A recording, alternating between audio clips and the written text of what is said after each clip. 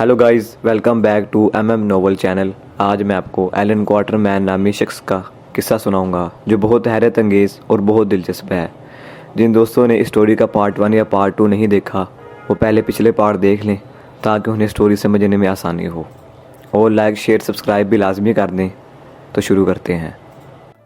तुम्हारे इस अजीबोगरीब हुलिये की बदौलत ही हमारी जान बची है और हम तुम्हें इसे बदलने की इजाज़त देकर अपने आप को ख़तरे में डालना नहीं चाहते। शाम तक हम सुलेमानी सड़क पर चलते रहे। इन्फा दोस्त और सचरागा हमारे साथ साथ थे। सचरागा को तो मैंने मुंह नहीं लगाया, अलबत्ता इन्फा दोस्त से खूब बातें हुई। मैंने पूछा, इन्फा दोस्त, ये सड़क किसने बनाई है? वो बोला, जनाब ये किसी को पता नहीं, यहाँ तक कि बूढ़ी जादूगरनी गागोल को भी नहीं, जिसे दुनिया जहान की हर बातें मालूम है। वो भी इस बारे में कुछ नहीं बता सकती। ये सड़क हम लोगों के इस इलाके में आने से पहले की बनी हुई है। मैंने पूछा, तुम लोग यहाँ कब और कहाँ से आए? उसने जवाब दिया, हम सैकड़ों साल पहले शुमाल की तरफ से आए थे। यहाँ की आबो हवा बहुत खुशगवार और मिट्टी बड़ी ज़रखेज़ मालूम हुई तो हम यहीं आबाद हो गए। इस इलाके में एक और ख़ूबी ये है कि इसके 3 तरफ ऊंचे ऊंचे पहाड़ हैं, जिसकी वजह से ये बहुत महफूज है। शुरू में हम थोड़े से थे, मगर रफ्ता रफ्ता हमारी आबादी इतनी बढ़ गई कि दुनिया का कोई कबीला हमारा मुकाबला नहीं कर सकता। जब तवाला बादशाह अपनी फ़ौजों को जमा करता है तो मैदान में पाँव रखने की जगह नहीं रहती। मैंने कहा, अभी तुम कह रहे थे कि ये मुल्क बहुत महफूज है, फिर इतनी फ़ौज रखने की क्या ज़रूरत है? इन्फा दोस्त बोला, पहाड़ सिर्फ 3 तरफ हैं, शुमाल का रास्ता खुला हुआ है। उधर से कभी कभी अजनबी कबीले लाखों की तादाद में हम पर हमला करते हैं। उनसे लड़ने के लिए हमने फ़ौज बनाई है। गोया तुम्हें इन अजनबी कबीलों से अक्सर लड़ना पड़ता है? मैंने पूछा। नहीं, पिछले 20 बरसों में एक बार हमारी आपस में लड़ाई हो गई थी, खासा खून खराबा हुआ। मैंने उस जंग की वजह पूछी तो इन्फा दोस्त ने बताया, हमारे यहाँ दस्तूर है कि बादशाह के मरने के बाद उसका बड़ा लड़का बादशाह बनता है। आज से 20 साल पहले तवाला का बड़ा भाई हम पर हुकूमत करता था। उसके यहाँ एक बेटा पैदा हुआ जिसे आगे चलकर बादशाह बनना था। दफा की बात के बेटा होते ही मुल्क में ऐसा ज़बरदस्त कहत पड़ा कि 3 साल तक फसल ना हुई। लोग दाने दाने को तरसने लगे। गागोल जादूगरनी ने कहना शुरू कर दिया कि बादशाह का बेटा मनहूस है। इसी जादूगरनी के कहने पर एक रोज़ तवाला ने अपने बड़े भाई को कत्ल कर दिया और ख़ुद बादशाह बन बैठा। वो तो अपने भतीजे को भी मार देता, मगर उसकी माँ उसे लेकर पहाड़ों की तरफ भाग गई। फिर उसका पता न चला कि कहाँ गई और ज़िंदा भी है या मर चुकी है। कुछ लोगों ने तवाला की मुखालफत की तो उन्हें भी तवाला ने मार डाला। मैंने एक किस्सा सुनकर कहा, इसका मतलब ये है कि तवाला अपने भाई और यतीम बच्चे का हक मार कर बादशाह बना है। तवाला के भतीजे का क्या नाम था? इन्फा दोस्त ने कहा, अगनूसी। मैंने कहा, अच्छा ये बताओ, अगर कोई आदमी ये दावा करे कि वो अगनूसी है तो तुम्हें कैसे पता चलेगा कि वो सच्चा है या झूठा? इन्फा दोस्त बोला, ये हम बहुत आसानी से मालूम कर सकते हैं। हमारा दस्तूर ये है कि जिस लड़के को बादशाह बनना हो हम उसकी कमर पर नीले रंग का अजदहा बना देते हैं। जो आदमी अगनूसी होने का दावा करे हम उसकी कमर देखेंगे। अगर उसकी कमर पर अजदहा हुआ तो वो सच्चा है, वरना झूठा। बातों बातों में रास्ता खासा कट गया और शाम के वक्त हम एक गाँव के करीब जा पहुँचे। इन्फा दोस्त ने अपने एक आदमी को हमारे आने की खबर देने के लिए दौड़ा दिया। जब हम गांव से कुछ दूर रह गए तो हमें फ़ौज के कई दस्ते नज़र आए जो एक खुले मैदान में जमा हो रहे थे। हर दस्ते में कोई 300 सिपाही थे। हमारे करीब पहुंचते पहुंचते मैदान में 12 दस्ते जमा हो गए। इन्फा दोस्त ने हमें बताया कि वो सलामी देने आए हैं। उनके लंबे लंबे नेज़े शाम की सुनहरी धूप में चमक रहे थे। जब हमने उन सिपाहियों को करीब से देखा तो दंग रह गए। इतने तंदुरुस्त और हट्टे कट्टे जवान मैंने पहले कभी नहीं देखे थे। उनमें से किसी का भी कद 6 फुट से कम ना था। हर सिपाही के एक हाथ में नेज़ा और दूसरे हाथ में लोहे की ढाल थी जिस पर सफ़ेद चमड़ा चढ़ा हुआ था। हम उनके पास गए तो उन्होंने नेज़ा हिलाकर कोम कोम कहकर सलामी दी। फिर वो हमारे दाएं बाएं चलने लगे। उनके पैरों की धमक से ज़मीन कांप रही थी। गांव के इर्द गिर्द बड़े बड़े लट्ठों का मजबूत अहाता बना हुआ था और सामने की तरफ एक बड़ा सा फाटक था। हम फाटक में दाखिल हो गए। गांव बहुत खूबसूरत और साफ़ सुथरा था। कच्चे मकानों और झोंपड़ियों पर چھپر پڑے تھے اور ہر مکان کے آگے چھوٹا سا برآمدہ تھا۔ ہمیں دیکھنے کے لیے لوگوں کے ٹھٹ لگ گئے۔ تماشیوں میں زیادہ تعداد عورتوں اور بچوں کی تھی۔ وہ گڈ کی سفید ٹانگیں دیکھ کر بہت حیران ہوئے۔ ہمیں ایک بڑے سے کچے مکان میں ٹھہرایا گیا۔ انفا دوست نے کہا، اے ستارے والو، ہم نے گاؤں کی سب سے اچھی جگہ آپ کے لیے چنی ہے۔ اب آپ آرام فرمائیے، کچھ دیر میں آپ کے کھانے پینے کے لیے شہد، دودھ اور گائے کا گوشت حاضر کیا جائے گا۔ مکان کے اندر کھالوں کے بستر بچھے تھے اور نہانے دھونے کے لیے پانی موجود تھا۔ تھوڑی دیر میں کچھ عورتیں مٹکوں میں دودھ، مرتبانوں میں شہد اور بھنے ہوئے بھٹے لے کر آئیں۔ ہمارے لیے ایک گائے بھی ذبح کی گئی تھی۔ جب گوشت پک کر تیار ہو گیا تو ہم نے انفا دوست اور سچراگا کو بلا بھیجا اور سب نے مل کر خوب دعوت اڑائی۔ انفا دوست تو ہمارے ساتھ گھل مل گیا تھا، لیکن بادشاہ کا بیٹا سچراگا کچھ کھچا سا تھا۔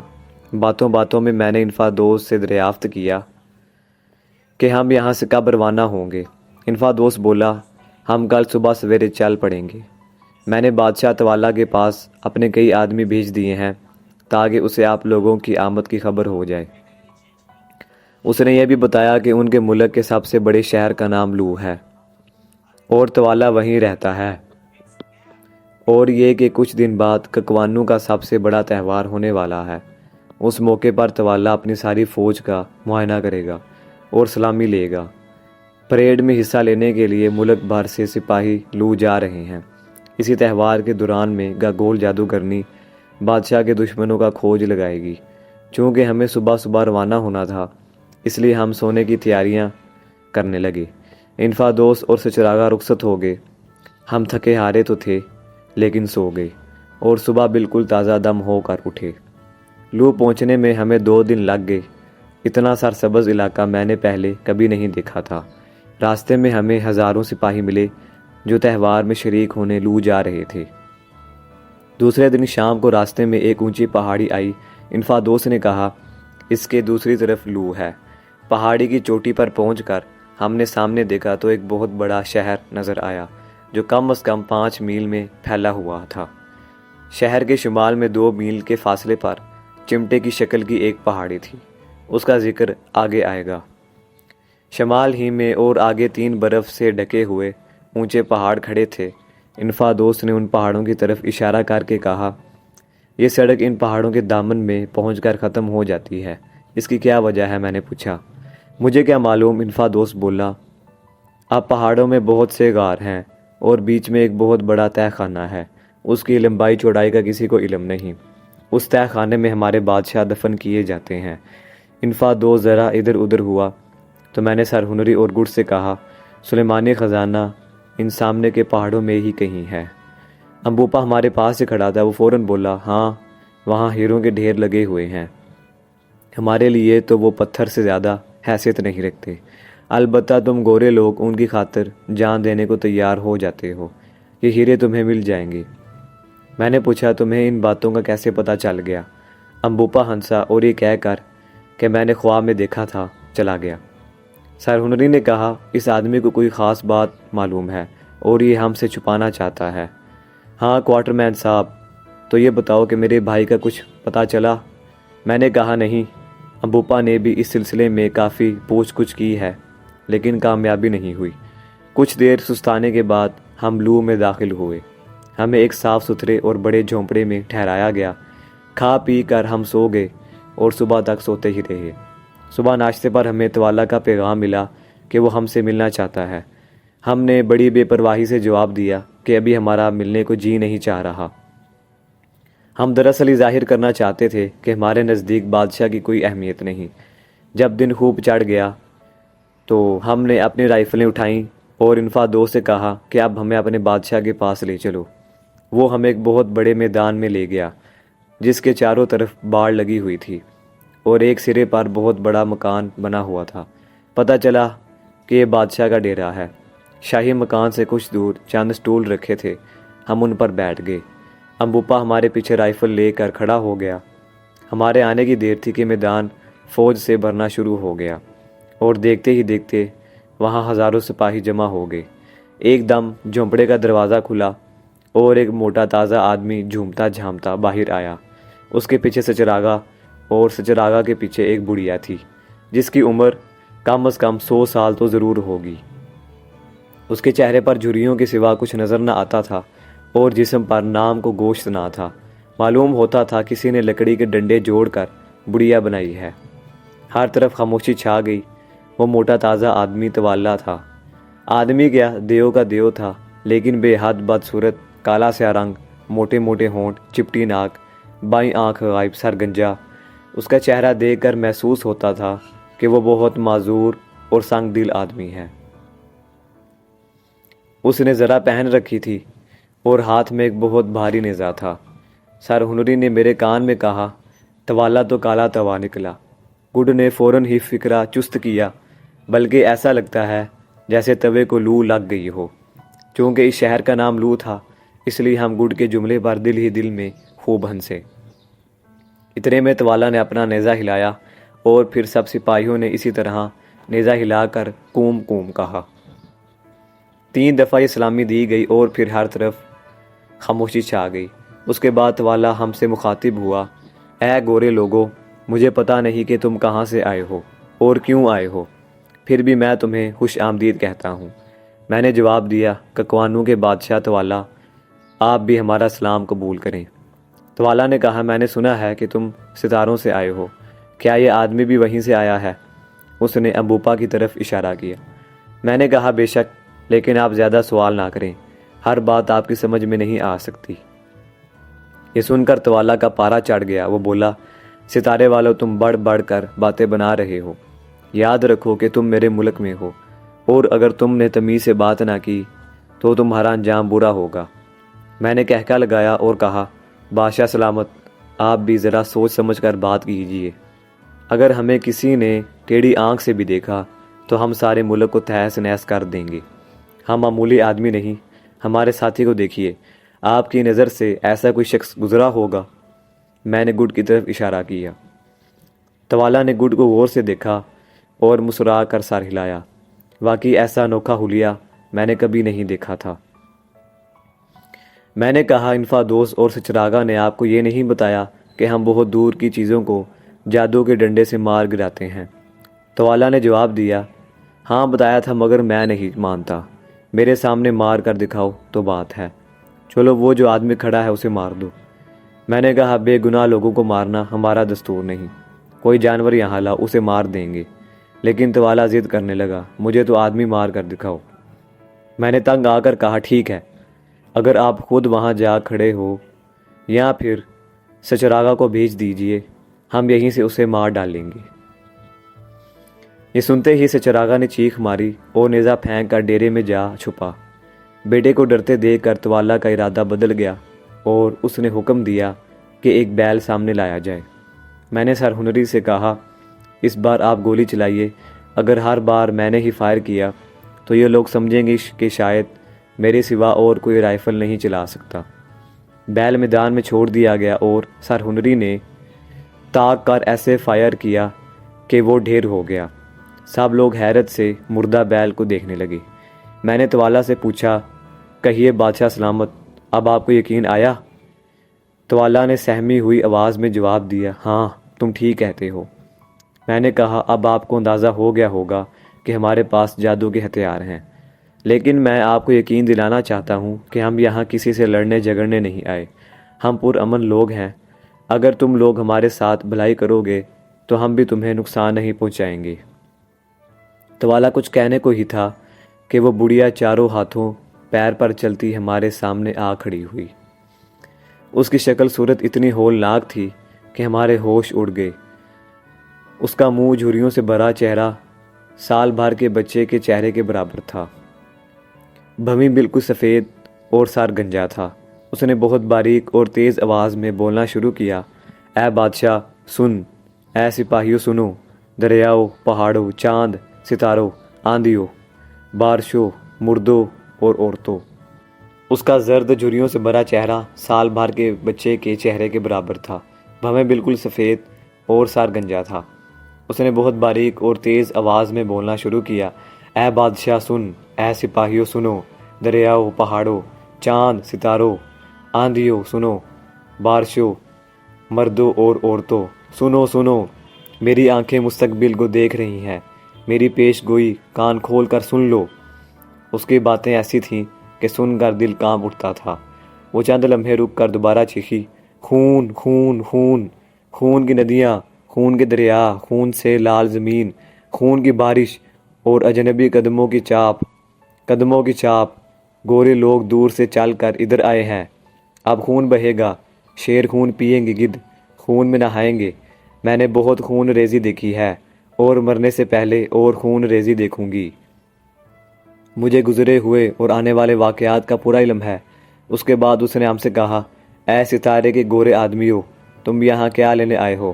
کیا تمہیں کسی کھوئے ہوئے ساتھی کی تلاش ہے؟ تمہارا ساتھی یہاں نہیں آیا، وہ تمہیں یہاں نہیں مل سکتا۔ اس ملک میں صدیوں سے کوئی گورا آدمی نہیں آیا۔ میں سمجھ گئی تم چمکیلے پتھر لینے آئے ہو، مگر پہلے خون بہے گا، پھر تمہیں پتھر ملیں گے۔ سمجھے میری بات؟ پتھر کی لکیر۔ مگر یہ لمبا تڑنگا سانولا نوجوان تمہارے ساتھ کیوں آیا ہے؟ اسے کیا چاہیے؟ اسے نہ پتھر کی طلب ہے نہ سونے کی۔ اچھا میں نے دیکھ لیا، اس کے جسم سے تو خون کی بو آ رہی ہے۔ اس کے کپڑے۔ بڑھیا کا جملہ ادھورا رہ گیا۔ وہ زمین پر گر کر تڑپنے اور ایڑیاں رگڑنے لگی۔ اس کے منہ سے جھاگ بہنے لگی۔ لوگ اسے اٹھا کر ڈیرے میں لے گئے۔ توالا کانپ رہا تھا۔ اس نے اٹھ کر ہاتھ ہلایا، ذرا سی دیر میں سارا میدان خالی ہو گیا۔ توالا بھی جانے لگا، پھر کچھ سوچ کر رکا اور بولا، گورے لوگوں، میرا دل چاہتا ہے کہ تمہیں مار ڈالوں۔ گاگول نے آج عجیب باتیں کی ہیں، اس بارے میں تمہیں کیا کہنا ہے؟ میں ہنسا اور کہنے لگا، بادشاہ سلامت، جلد بازی سے کام نہ لیجیے، ہماری جان لینا بچوں کا کھیل نہیں۔ اگر آپ نے ہمیں نقصان پہنچانے کی کوشش کی تو آپ کا بھی وہی حشر ہوگا جو بیل کا ہوا ہے۔ توالا کی پیشانی پر بل پڑ گئے۔ بادشاہوں کو ایسی دھمکیاں دینا اچھی بات نہیں۔ دھمکی تو پہلے آپ نے دی تھی، میں نے کہا۔ اچھا جاؤ، توالا بولا، آج رات ناچ ہوگا، تم ضرور دیکھنا۔ میں کل اس بارے میں سوچوں گا کہ تمہارے ساتھ کیا سلوک کرنا چاہیے۔ یہ کہہ کر توالا اپنے ڈیرے میں چلا گیا اور ہم نے انفادوس کے ساتھ اپنے جھونپڑے کا راستہ لیا۔ جھونپڑے میں پہنچ کر میں نے انفادوس سے کہا، ذرا ٹھہرو، تم سے ایک بات کرنی ہے۔ انفادوس نے جواب دیا، فرمائیے کیا پوچھنا ہے، بندہ حاضر ہے۔ میں نے کہا، ہمارا خیال ہے کہ توالا بہت ظالم آدمی ہے۔ انفادوس بولا، آپ سچ کہتے ہیں، ہم لوگ اس کی ظالمانہ حرکتوں سے تنگ آ چکے ہیں۔ آج رات جادوگرنی گاگول ملک کے غداروں کو ڈھونڈے گی اور بے گناہ انسانوں کو جھوٹے الزام لگا کر بے دردی سے قتل کیا جائے گا۔ عجب نہیں کہ آج میرا سر بھی اڑا دیا جائے۔ یہ بادشاہ نہیں کسائی ہے، اس کے سر پر ہر وقت خون سوار رہتا ہے۔ سرہنری نے پوچھا، تم لوگ اس کے خلاف بغاوت کیوں نہیں کر دیتے؟ انفادوس نے کہا، اگر توالا کو مار دیا گیا تو سچراغا بادشاہ ہو جائے گا اور وہ باپ سے بھی زیادہ بدتر ہے۔ شاہی خاندان کا اور کوئی آدمی ایسا موجود نہیں جسے لوگ بادشاہ بنا لیں۔ اگر اگنوسی زندہ ہوتا تو بات بن جاتی۔ ایک دم امبوپا نے آگے بڑھ کر کہا، تم یہ کیوں سمجھتے ہو کہ اگنوسی مر چکا ہے؟ انفادوس نے کچھ حیران اور کچھ خفا ہو کر پوچھا، تم بیچ میں کیوں بولے؟ نوکروں کو یہ زیب نہیں دیتا کہ اپنے آقاؤں کی گفتگو میں داخل ہوں۔ امبوپا نے کہا، تمہارا خیال ہے کہ اگنوسی اور اس کی ماں دونوں مر چکے ہیں؟ یہ صحیح نہیں۔ میں تمہیں بتاتا ہوں کہ ماں اپنے بچے کو لے کر ان پہاڑوں اور ویرانوں کی پار اس علاقے میں پہنچنے میں کامیاب ہو گئی تھی جہاں گورے لوگ رہتے ہیں۔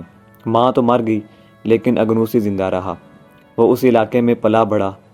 اس نے گورے لوگوں کے پاس رہ کر نئی اور عجیب باتیں سیکھیں۔ پھر اس کا جی چاہا کہ اپنے وطن واپس جائے۔ اتفاق سے انہی دنوں اس کی ملاقات چند گورے لوگوں سے ہوئی جو اسی طرف آ رہے تھے اور ان کے ساتھ وہ یہاں آ گیا۔ یہ کیا بڑبڑا رہے ہو؟ انفادوس نے حیران ہو کر پوچھا۔ امبوپا نے تن کر کہا، یہ بڑ نہیں ہے، میں ثابت کر دوں گا کہ میں ہی اگنوسی ہوں اور تخت کا اصلی وارث ہوں۔ دیکھو۔ یہ کہہ کر اس نے اپنا کرتا اتار پھینکا اور ہماری طرف اپنی کمر کر دی۔ اس کی کمر پر نیلے رنگ کا اژدہا بنا ہوا تھا۔ ہم تو خیر حیران ہوئے ہی تھے، مگر انفادوس کی حالت دیکھنے سے تعلق رکھتی تھی۔ آنکھیں پھٹی پھٹی، منہ کھلا ہوا اور مٹھیاں بھینچی ہوئی۔ ایسا لگتا تھا کہ اس پر کوئی دورہ پڑنے والا ہے۔ پھر وہ گھٹنوں کے بل جھک کر ادب سے بولا، قوم قوم، تم میرے بھتیجے اگنوسی ہو، تم ہی بادشاہ ہو۔ امبوپا کا اصلی نام اگنوسی تھا۔ اس نے کہا، چچا، مجھے پختہ یقین ہے کہ تمہاری اور ان بہادر گوروں کی مدد سے میں ایک دن ایک روز توالا کی جگہ لے لوں گا۔ گاگول ٹھیک کہتی تھی، یہاں بہت خون خرابہ ہوگا۔ تم مجھے یہ بتاؤ کہ اس خونی بادشاہ کا تخت الٹنے میں میرا ہاتھ دو گے کہ نہیں؟ بولو، ہمت ہے؟ انفادوس نے اگنوسی کا ہاتھ پکڑ کر کہا، میں تمہاری ہر ممکن مدد کروں گا۔ اس کے بعد اگنوسی نے ہم سے کہا، اور تم لوگوں کا کیا ارادہ ہے؟ میری مدد کرو گے یا نہیں؟ اگر میں جیت گیا تو تمہیں مالا و مال کر دوں گا۔ سر ہنری نے کہا، ہمیں دولت کا لالچ نہیں، ہم ہر اس آدمی کی مدد کرنے کو تیار ہیں جو حق پر ہو۔ ہمارے خیال میں تم حق پر ہو۔ اس کے علاوہ یہ توالا بڑا ظالم ہے، مجھے اس سے لڑ کر بہت خوشی ہوگی۔ گڈ نے بھی اگنوسی کا ساتھ دینے کی حامی بھر لی۔ میں نے کہا، اگنوسی، مجھے لڑائی جھگڑنے کا بالکل شوق نہیں، مگر میں یاروں کا یار ہوں، تم جو کہو گے میں کروں گا۔ البتہ میں تمہیں یہ یاد دلانا چاہتا ہوں کہ ہمارے یہاں آنے کا اصل مقصد سر ہنری کے بھائی کو تلاش کرنا ہے۔ تم اس کام میں ہماری مدد کرو گی۔ اگنوسی نے کہا، ابھی لو، چچا، ہمارے آنے سے پہلے کوئی گورا یہاں آیا تھا؟ انفادوس نے جواب دیا، نہیں۔ اگنوسی نے پوچھا، اگر کوئی گورا ادھر آتا تو یہ بات تم سے چھپی نہ رہتی؟ انفادوس نے کہا، ہاں، مجھے فوراً پتہ چل جاتا۔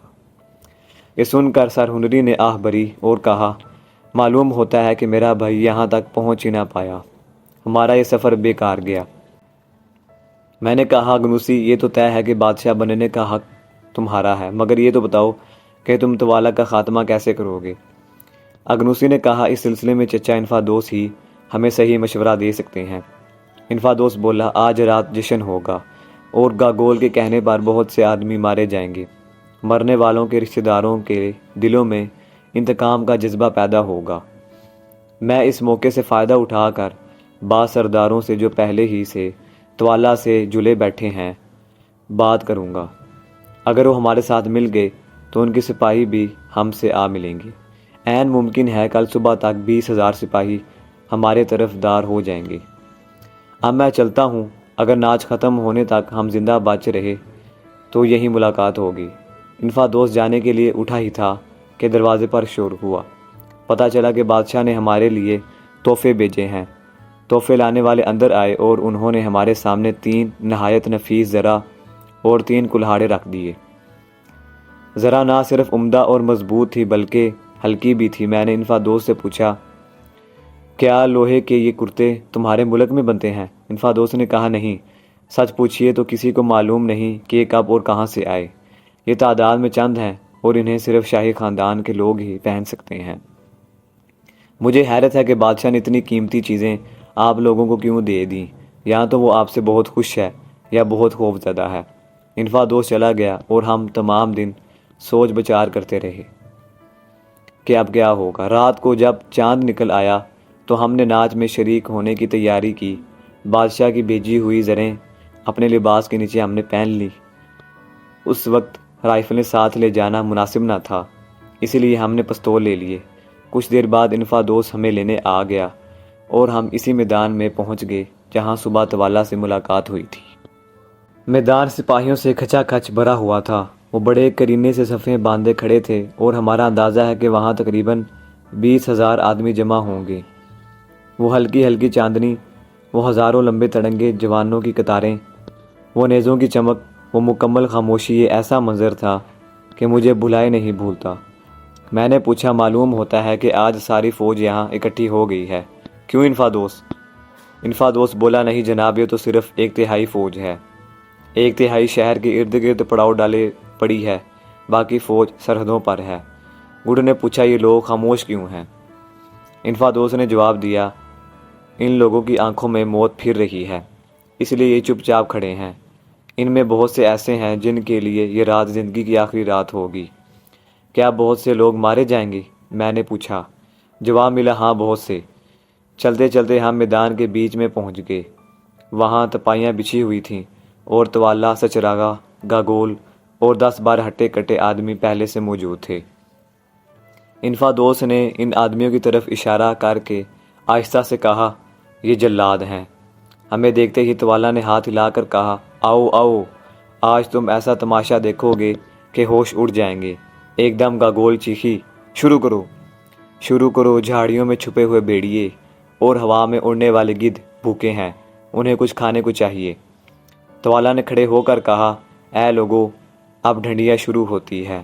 جو آدمی ہماری وفاداری کا دم بھرتے ہیں انہیں کوئی خطرہ نہیں، البتہ وہ بے ایمان جو ہمارے تخت پر قبضہ کرنا چاہتے ہیں جان سلامت لے کر نہ بھاگ سکیں گے۔ پھر گاگول نے تالی بجائی اور کہکا لگا کر کہا، آؤ جادوگرنیوں، آؤ، وقت ہو گیا ہے۔ اس کا یہ کہنا تھا کہ کئی بوڑھی عورتیں سپاہیوں کی صفوں میں سے نکل کر ہماری طرف آئیں۔ ان کے چہرے پر سفید اور زرد مٹی کی لکیریں، گلے میں سانپ کی کینچیاں، کمر میں ہڈیوں کا پٹکا اور ہاتھوں میں ہری ٹہنیاں تھیں۔ انہوں نے آتے ہی گاگول کو سجدہ کیا اور کہا، ہم حاضر ہیں، جادوگرنیوں کی ملکہ، ہم حاضر ہیں۔ جاؤ، گاگول نے چیخ مار کر کہا، اور بادشاہ کے دشمنوں کا کھوج لگاؤ۔ آج کوئی غدار بچ کر نہ جانے پائے۔ برا وقت آ گیا ہے، اس کی روک تھام ضروری ہے۔ بوڑھی جادوگرنیوں نے اس طرح شور مچایا جیسے کتے بلیاں لڑ رہے ہوں، پھر وہ ادھر ادھر صفوں میں بکھر کر ناچنے لگیں۔ ہم اس بڑھیا کو دیکھنے لگے جو ہمارے قریب تھی۔ وہ کسی پھرکی کی طرح سپاہیوں کے آگے اچھل اچھل کر ناچ رہی تھی۔ اس کے منہ سے جھاگ بہہ رہا تھا۔ کبھی کبھی وہ چیخ کر کہتی، پتہ چل گیا، غدار کی بو آنے لگی۔ ناچتے ناچتے وہ اچانک ٹھہر گئی اور ہری ٹہنی لا کر ایک صف کی طرف پنجوں کے بل بڑھی۔ صف میں کھڑے سپاہیوں کا رنگ فک ہو گیا۔ وہ قریب پہنچ کر چند لمحے چپ چاپ کھڑی کچھ سونگتی رہی اور پھر چیخ مار کر اچھلی اور ہری ٹہنی ایک سپاہی کو چھو دی۔ فوراً ہی اس سپاہی کے ساتھیوں نے اسے پکڑ لیا اور گھسیٹ کر بادشاہ کے سامنے لے آئے۔ اس غریب نے اپنے آپ کو بچانے کی ذرا بھی کوشش نہ کی۔ جلادوں نے بادشاہ کی طرف دیکھا۔ بادشاہ نے کہا، مار دو۔ گاگول اور سچراگا بھی مل کر چیخے، مار دو۔ ایک جلاد نے آن کی آن میں سپاہی کی گردن اڑا دی۔ توالا نے خوش ہو کر کہا، ایک۔ اسی وقت چند سپاہی اپنے ایک اور ساتھی کو پکڑ کر لے آئے۔ جلادوں نے اس کا بھی کام تمام کر دیا اور توالا نے تالی بجا کر کہا، دو۔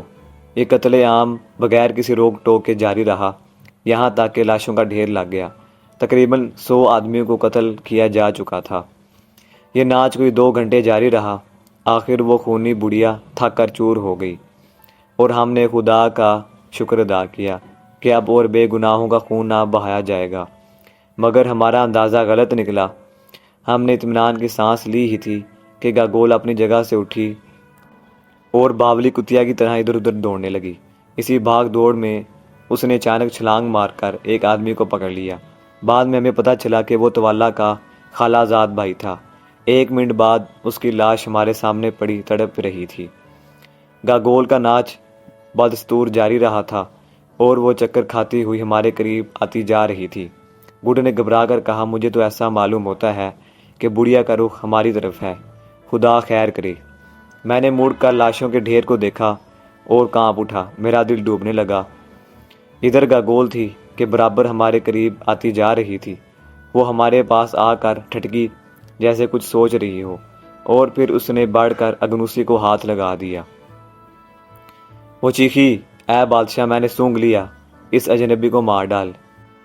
یہی فساد کی جڑ ہے۔ اگر خون خرابے سے بچنا چاہتا ہے تو اسے زندہ نہ چھوڑ۔ اس سے پہلے کہ سپاہی ہماری طرف بڑھتے، میں نے اٹھ کر کہا، توالا، یہ شخص ہمارا غلام ہے۔ جو آدمی ہمارے غلام کا خون بہائے گا وہ گویا ہمارا خون بہائے گا۔ توالا نے رکھائی سے جواب دیا، گاگول جادوگرنی فیصلہ دے چکی ہے، اس کے فیصلوں میں دخل دینا میرا کام نہیں، اسے مرنا پڑے گا۔ میں نے چیخ کر کہا، اسے مارنے سے پہلے خود تمہیں مرنا پڑے گا۔ یہ سن کر توالا کو غصہ آ گیا اور اس نے جلادوں کو ڈانٹا، چلو پکڑ لو اسے۔ سر سے پیر تک خون میں نہائے ہوئے جلاد ہماری طرف بڑھے اور پھر گڑبڑا کر رک گئے۔